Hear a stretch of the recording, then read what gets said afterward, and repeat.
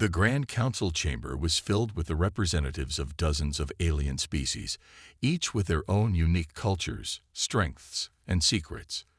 The Galactic Council was an institution that controlled the fate of civilizations across the galaxy, a gathering of the most powerful races who dictated peace, war, and resources. Today, they were all here for a single purpose: the negotiation of a peace treaty that would end centuries of conflict between two warring factions. The room was massive, with walls made of smooth, shimmering metal that seemed to pulse with an energy of their own. Above, an enormous holographic projection displayed the symbols of the Council's member races, each representing a different system, each with their own ambitions. The air was thick with the tension of this historic moment. At the center of the room stood the human diplomat, Ethan Cole. He was a tall man with a sharp, confident gaze that never seemed to waver, even in the face of the galaxy's most powerful leaders. He was chosen to represent humanity, a young species that had only recently risen to prominence. Cole had earned a reputation for his calmness and clarity, his ability to navigate even the most delicate of negotiations. But today, it would be his actions, not his words, that would make history. The Council had already heard speeches from the other representatives. Most of them favored a swift resolution, but they all had one thing in common. They saw humanity as a side player in the grand scheme of things. Humanity was young, they thought, still growing into its place among the stars. Peace, they believed, would protect humanity from the devastating wars that had plagued the galaxy for centuries. After all, who could say no to peace? But Cole wasn't like the others. As the final speaker, he stepped up to the podium, his posture perfect, his expression unreadable. The murmurs in the room quieted instantly. "We have come to the table today to discuss peace," Cole began, his voice steady and strong, carrying easily across the chamber. "But I am not here to accept a peace that is not in the best interest of humanity." A ripple of surprise spread through the chamber. The other diplomats exchanged confused looks. Some raised their brows, while others leaned forward, eager to hear more. "You see," Cole continued, "humanity has fought for its place in this galaxy. We've battled our own wars, survived our own struggles. And now, for the first time in our history, we stand on the edge of something greater. We don't need your treaty. We don't need your council." The words hung in the air, shocking the assembled leaders. The human diplomat, representing a species that had only begun to explore the stars, was rejecting the very thing that most civilizations longed for: peace and security within the galactic order. The leaders of the council exchanged whispers, clearly startled by this unexpected turn of events. "What is he talking about?" muttered one leader, a towering figure from a race of ancient beings known for their wisdom. Another, a cold and calculating diplomat from a technologically advanced species, spoke up. "You reject peace?" he asked, his voice tinged with disbelief. "You would rather continue to fight, to risk your future for what exactly?" Cole met his gaze without hesitation. "Peace is not always what it seems," he said, his voice unwavering. "You all have your own reasons for wanting this treaty, but what is the cost? Humanity has fought too hard to give up control over our own destiny. If this treaty means surrendering our independence to an ancient council that has no regard for us, then we will not accept it." A murmur spread through the room. Some of the council members looked angry, others puzzled. Many were still trying to process the fact that a human was daring to speak in such a manner. One of the more aggressive factions, represented by a race of fierce warriors, stood up. "This is foolishness," the leader shouted. "You are nothing but a small and insignificant species. You would risk your entire future over pride." Cole did not flinch. "Perhaps," he said, "but sometimes pride is all we have left. We won't let anyone decide our fate but us." The council chamber fell into silence. The weight of his words settled over everyone present. For the first time, they saw humans not as an emerging species to be controlled, but as an unpredictable force that could no longer be ignored. Cole's boldness had shattered the carefully constructed image the council had of humanity. As the meeting broke into chaos, with the council members debating fiercely among themselves, Cole stood motionless, his eyes scanning the room. He knew this was just the beginning. Rejecting the peace treaty was a gamble, but one he was willing to take. Humanity was ready to chart its own course, and no council, no matter how powerful, would stand in their way. But what would the consequences be? Would the council respond with force, or would they begin to see humanity as an ally, rather than a threat? Only time would tell. Cliffhanger.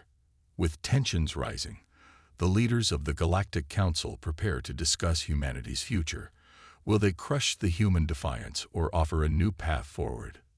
The shock of Ethan Cole's speech had barely settled when the meeting room erupted into chaos. Diplomats shouted over each other, some furious, others baffled. The leaders of the council, those who had long controlled the fates of civilizations across the galaxy, couldn't believe what they had just heard. A human, a species that had only recently begun to stretch its legs on the galactic stage, had rejected their offer for peace. But it wasn't just that. Cole's words challenged the very foundation of the Galactic Council's power. For the next several hours, the council members argued fiercely. Some called for immediate retaliation, fearing that humanity might be a greater threat than they had originally thought. Others suggested they offer humanity more resources, more power, in exchange for submission to the council's authority. But amidst the heated discussions, there was one thing nobody could deny. The humans had made their move. They had rejected their place in the galactic order. Back on Earth, Cole was already preparing his next move. He knew this moment wasn't just about rejecting a peace treaty. It was about sending a message to the galaxy. Humanity wasn't some weak, defenseless species waiting to be protected by more powerful races. They were capable of standing on their own, charting their own destiny. In a private broadcast, Cole spoke directly to humanity. His face appeared on screens across Earth, his expression calm, but his eyes burning with conviction. "My fellow humans," he began, "today I did not just speak for Earth, but for every one of us who has fought, bled, and struggled to make it this far. We are not here to be ruled by the Galactic Council or any other race that thinks they have the right to control us. We have fought our own wars, built our own future, and it is time for us to stand tall and chart our own course among the stars." He paused, letting the weight of his words sink in. The peace treaty they offered, it's not peace. It's a trap. It's the kind of peace that leaves us shackled to a system that doesn't care about us, that uses us as pawns in their games. We are not pawns. We are humans. The broadcast spread across Earth like wildfire. People from all walks of life gathered to watch, some in awe, others in disbelief. The idea that humanity could reject the Council's protection was revolutionary, but many felt uneasy. What would the consequences be? Would the Council respond with force? Could humanity really stand against the might of the galaxy's most powerful races? Cole had anticipated this. The human response was mixed, but in his heart, he knew they were ready. Humanity had always been resilient, capable of adapting and surviving, even when the odds were against them. Now it was time to prove that they could thrive without relying on the Council. But the Council wasn't just sitting back and watching. The rejection of the treaty had sent ripples through the galaxy, and behind closed doors, leaders from powerful alien factions were debating their next steps. Some were angry, some were scared, and some saw an opportunity. Among the most powerful factions in the Council was the Zonkar, a race of cold, calculating strategists. They had observed humanity's rise with both caution and curiosity.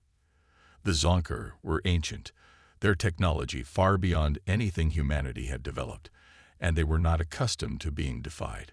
To them, humans were a young species, unpredictable, yes, but also dangerous. One of the Zonkar diplomats, a tall, slender figure named Kalfar, spoke in hushed tones to his colleagues.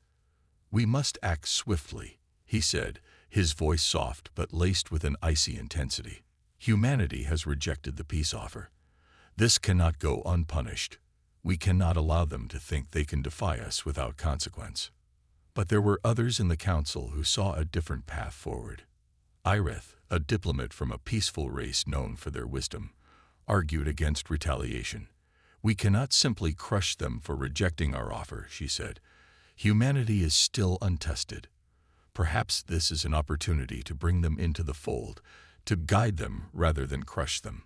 Her voice echoed through the chamber, but Kalfar was not swayed. They must be taught a lesson. A species that defies us cannot be allowed to rise unchecked. While the council debated, Cole worked tirelessly behind the scenes.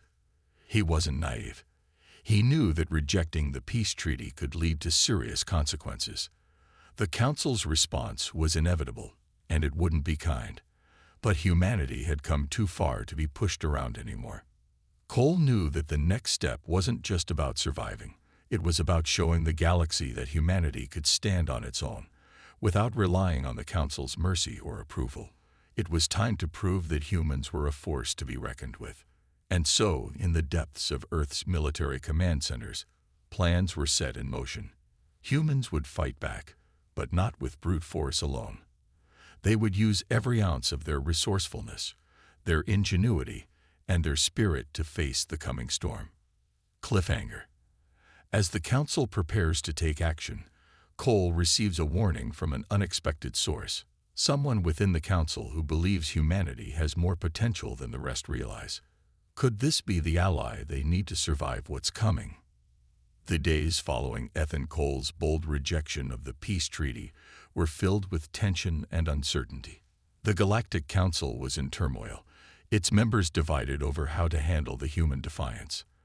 The powerful factions within the council debated, argued, and maneuvered behind closed doors. But one thing was clear. Humanity's refusal to bow to their authority had set something in motion that could not be undone.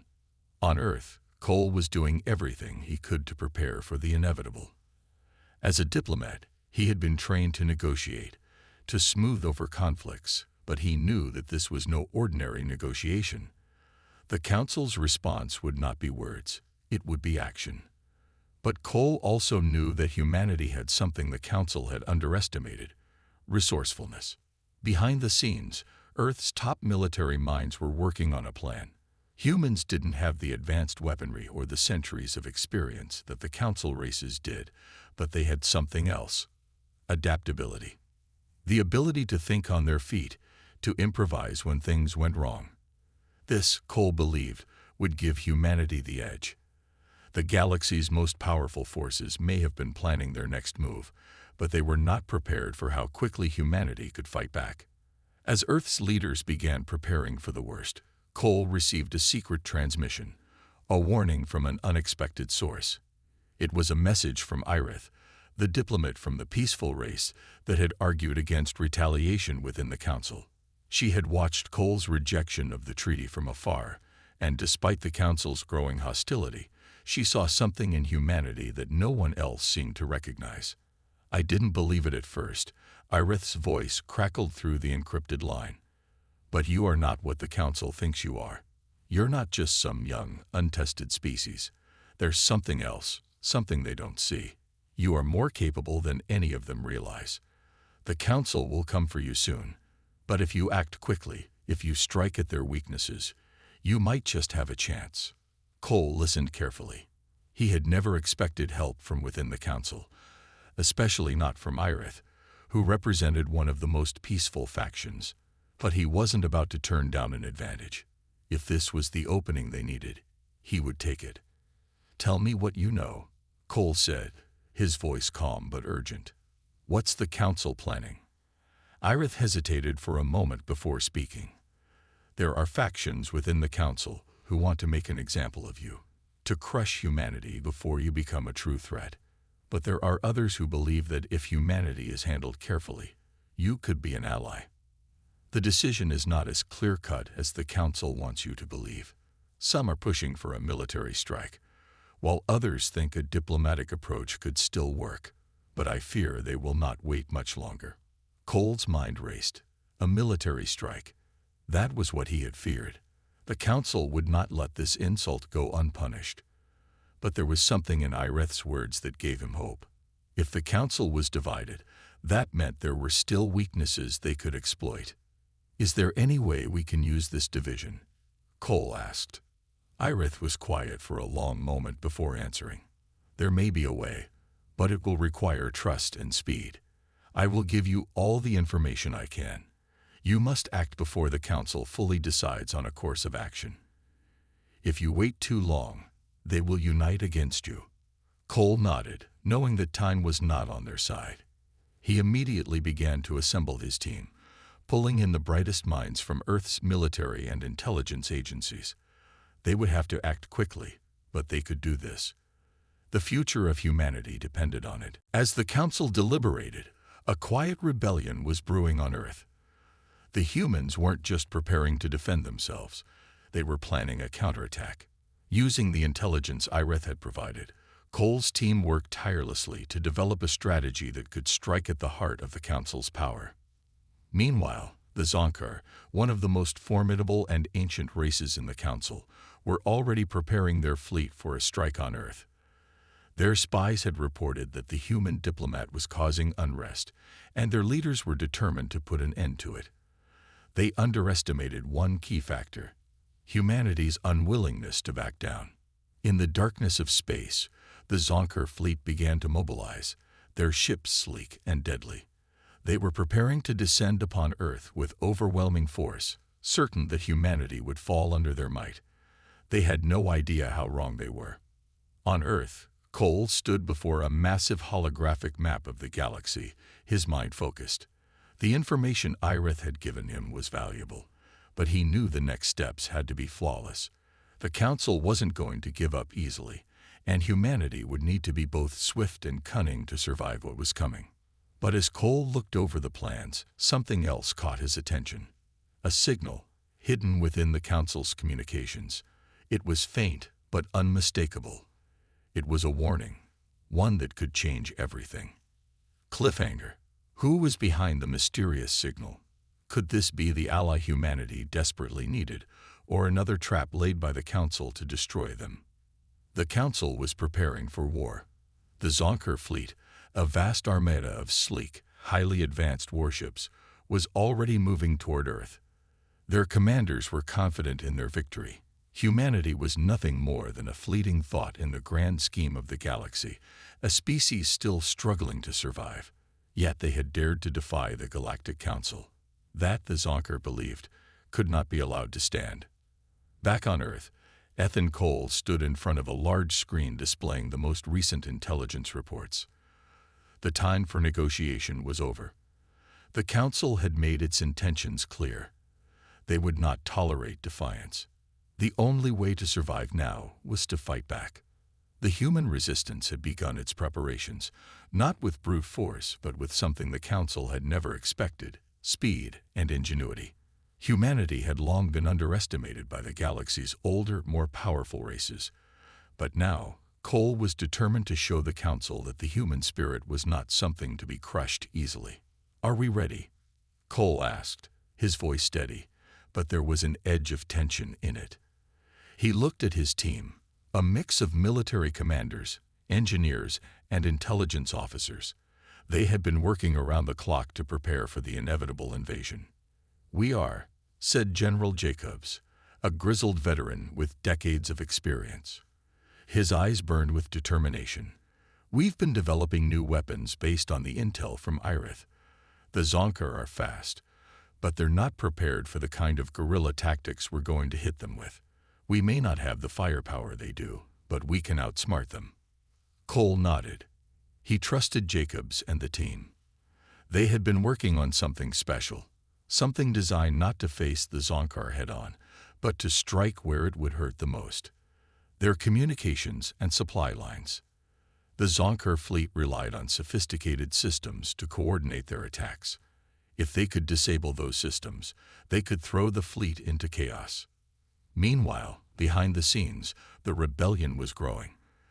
The decision to defy the Galactic Council had sparked something in many alien races, something that had been smoldering beneath the surface for centuries. Many species in the Council had long been unhappy with the control the more powerful factions held. For the first time, humanity's rejection of the treaty had given them hope. They, too, could stand up to the Council. Irith, the diplomat who had warned Cole of the Council's plans, had become a silent ally. She had provided information, but she had also been working within the Council to rally other dissident factions. There were others who saw the truth in humanity's stance. If humans could stand up to the Council, maybe they could too. But the war was far from over. Even with support from unexpected allies, the Zonkar were still coming. Earth's defenses were ready, but the fleet that approached was massive, capable of overwhelming Earth's military in mere hours. As the first wave of the Zonkar ships entered Earth's orbit, the tension on Earth reached its peak. The entire world was holding its breath, waiting for the inevitable assault to begin. But Cole wasn't about to wait for them to strike first. "We're going to take the fight to them," he declared, addressing the leaders of the resistance. "We're going to hit them before they can launch their full attack. It's now or never." His plan was simple, a series of coordinated strikes designed to disable key components of the Zonkar fleet's infrastructure. If they could disrupt the Zonkar's communication hubs and supply stations, they could buy enough time to mount a stronger defense when the real assault began. The first strike came just as the Zonkar began their descent toward Earth. A small team of specially trained soldiers infiltrated a key Zonkar communication station orbiting the planet. Using stealth technology and their own ingenuity, they slipped past the fleet's defenses and planted devices that scrambled the fleet's communications. For hours, the Zonkar were blind, unable to communicate with one another as the human team sabotaged vital systems. As the Zonkar scrambled to regain control, Cole and his team launched their next phase, a targeted attack on their supply lines. Earth's military had developed cutting-edge weapons, but their real advantage lay in their ability to adapt and improvise. Within hours, human forces launched surprise strikes on multiple Zonkar supply ships, crippling their ability to continue the assault. Despite the chaos, the Zonkar were not defeated. They quickly regrouped, but the damage had been done. The fleet was in disarray, and humanity had gained a crucial advantage. As Cole watched the battle unfold from his command center, he knew this was just the beginning. The Zonkar were powerful, but humanity was not going to roll over and die. They were fighters, survivors, and they were not going to let anyone decide their fate but themselves. Then, just as it seemed the tide might be turning in humanity's favor, a new signal appeared on the screens, a transmission that had been intercepted from the Zonkar fleet. It was a warning. Another fleet, larger and more dangerous, was on its way. Cliffhanger. As humanity prepares for the next wave of attack, Cole receives a cryptic message from Irith. "You're not alone in this fight, but be ready. The real battle is only just beginning." The message had come through clear and simple. Another fleet, even larger and more powerful than the Zonkar Armada, was on its way. As the news spread, panic briefly set in. Humanity had won some battles, but this new threat could wipe them out if they weren't ready. The Zonkar were bad enough, but this new fleet was a game changer. Cole knew the only option was to fight back, to use every advantage humanity had. "We don't have time to waste," Cole said, his voice steady, though the weight of the situation pressed on him. "Prepare the fleet. Every human ship, every ally we've gathered. We're going to need them all." General Jacobs nodded, his face grim. "We've delayed them, but we can't hide forever. We need to push back now, while we still have the advantage. We've got to show them that we're not afraid." The command center was buzzing with activity. Technicians worked at lightning speed, preparing ships, analyzing intelligence, and coordinating the global defense network. Humanity's combined forces, bolstered by a few alien allies who had also grown tired of the Council's rule, were preparing for the fight of their lives. Even as the military prepared for battle, Cole couldn't ignore the message from Irith. The Diplomat had been quiet in the days following the disruption of the Zonkar fleet, but now her voice echoed in his mind. "The real battle is only just beginning." Her cryptic words didn't sit well with him. What did she mean? And why was she warning him now? Then came another message, this time from an unexpected source. A young officer in Earth's military intercepted a transmission from an unknown fleet, a fleet that hadn't been part of the Council before. It was a fleet of diverse ships, from races that had no love for the Galactic Council. The message was brief, but it was clear. Humanity had allies, and they were not going to let the Council dictate their future any longer. "We're here," the message said simply. "We fight for the same freedom you do." Cole's heart raced. The tide had turned. It wasn't just humanity fighting anymore. There were other races, other factions, who were willing to stand with them. With this new hope, Cole knew the coming battle was no longer just about survival. It was about changing the future of the galaxy itself. But the question still loomed. Would it be enough to face the larger, more powerful fleet approaching? The countdown to battle began. On Earth's surface, people gathered in cities and towns, watching the sky. A sense of unity, of shared purpose, spread across the planet. This was humanity's moment to prove its strength, to show the galaxy that they would not be subjugated. As the enemy fleet entered Earth's atmosphere, it was clear that the Council's forces were not going to hold back. The ships were massive, their sleek forms glinting ominously in the blackness of space. The Zonker fleet was just the tip of the spear. Behind them was a host of other races, all willing to crush humanity if given the chance. But humanity had something they didn't: determination. Every human on the planet, every ship in Earth's fleet, was ready for this moment. They had been backed into a corner, but they had fought for their survival before, and they would do it again. As the battle began, explosions lit up the sky, streaks of energy flashing between ships. Earth's military was ready for the Zonkers' advanced weapons and their heavy bombardment, but what they hadn't anticipated was the ingenuity and adaptability of human tactics. Humans might not have had the advanced technology of the Zonker or the other Council races, but they made up for it with quick thinking and creative strategies. They used their smaller ships to dodge the larger enemy fire, drawing enemy ships into traps. They struck hard and fast, hitting weak points in the Zonkers' defenses and leaving their larger ships struggling to stay coordinated. Then, Cole's communicator buzzed. It was Irith again. Her voice was urgent. "It's happening," she said, her tone sharp. "The Council is about to push the final button. They'll unleash a devastating weapon, one capable of wiping out entire planets. You need to stop them before it's too late." Cole's blood ran cold. A weapon capable of destroying entire planets. He hadn't anticipated this. The Council wasn't just fighting to win. They were fighting to destroy everything in their path. "We'll stop them," Cole said, determination flooding his voice. "How do we do it?" "I'm sending you the coordinates," Irith replied. "You'll need to reach the heart of their fleet. There's a central command ship. Disable it, and the weapon will be neutralized." As the battle raged above them, Cole knew the stakes had never been higher. The fate of Earth, and possibly the galaxy, now rested on a single mission. He had to trust his people, trust the alliance they had formed, and trust that humanity could pull off one last, daring move. Cole rallied his team. "We have one shot at this. We hit them fast. We hit them hard. If we don't, we lose everything." The final push began. The enemy fleet was large, but humanity had the willpower to fight for their future. Cliffhanger. Cole and his team are on a direct course for the heart of the enemy fleet, but will they make it in time to stop the Council's devastating weapon? The fate of Earth and the galaxy hangs in the balance.